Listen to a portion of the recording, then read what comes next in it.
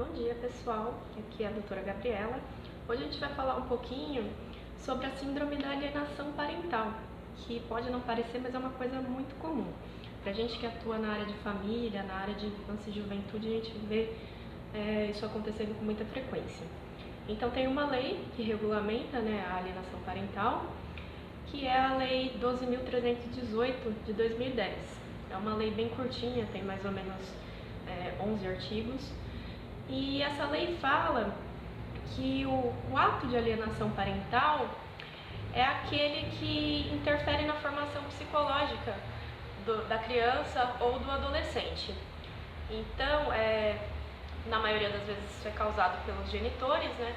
Exemplo disso quando os pais estão se separando, então um deles aliena a criança ou o adolescente em relação ao outro. Pode acontecer com avós também, a depender de quem está com a guarda da criança ou do adolescente.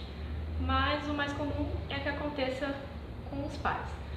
Então, esses atos de alienação parental podem ser atos pequenos, como desvalorizar, a imagem do pai ou da mãe. Então, coisas assim pequenas, quando os pais estão se separando e fala para a criança: sua mãe não presta, seu pai não presta, ele não liga para você, ou às vezes impedir o contato com a outra parte.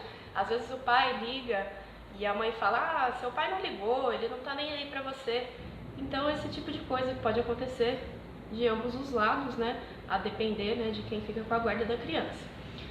Então isso é uma coisa muito séria que acontece muito, e a gente tem que se conscientizar. Porque quando você está saindo de um relacionamento, de um casamento, às vezes é um relacionamento de muito tempo, de muitos anos. Então é normal que a pessoa ela esteja frustrada com aquele outro, com raiva, e acaba afetando o emocional dela.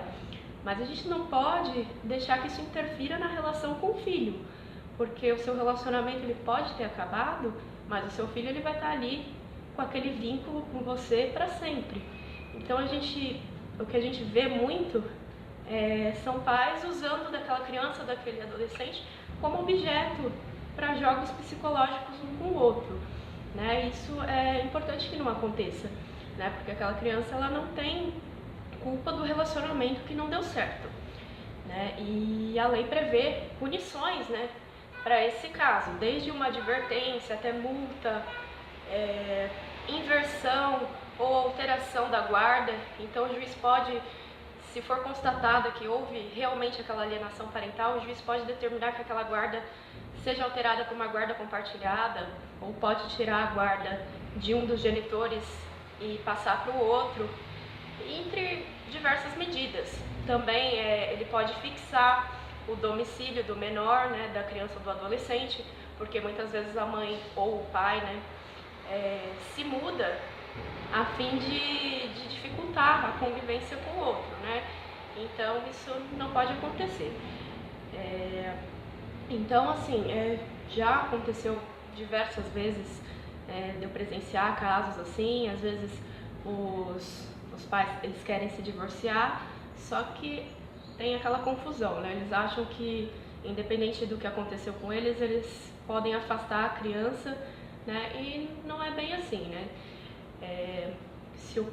Se houve uma separação por conta de traição, ou seja lá o que for, é uma relação que você tem que resolver com aquela pessoa, seu ex-marido, ex-esposo, ex-companheiro, que é completamente diferente da relação que você tem com o seu filho.